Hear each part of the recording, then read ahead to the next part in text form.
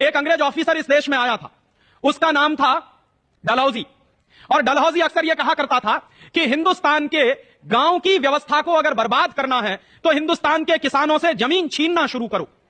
और हिंदुस्तान के किसानों की जमीन छीन छीन कर अंग्रेजों की सरकार उसको अपनी संपत्ति घोषित करती थी। यह किस आधार पर होता था? अंग्रेजों की सरकार ने एक कानून बनाया था 1894 में। उस कानून का नाम है लैंड एक्विजिशन एक्ट। वो जो लैंड एक्विजिशन एक्ट था वो अंग्रेजों की सरकार ने बनाया था हिंदुस्तान के गांव के किसानों की जमीनें छीनने के लिए और वो जमीनें अंग्रेजों की सरकार की संपत्ति घोषित करने के लिए। दुर्भाग्य से 1894 में जो कानून इस देश में बनाया गया वो आजादी के 50 साल में भी चल रहा है।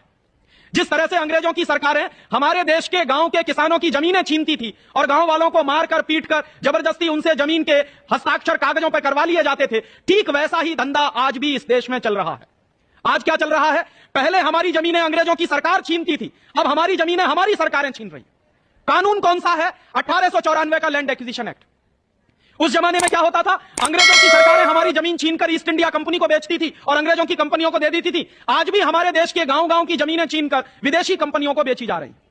सन 1991 से लेकर सन 1997 के जून के महीने तक हिंदुस्तान में 70,000 हेक्टेयर जमीन गांव के किसानों से छीनकर परदेशी कंपनियों को बेच दी गई है। और वो गांव वाले मारे मारे सारे देश में घूम रहे हैं।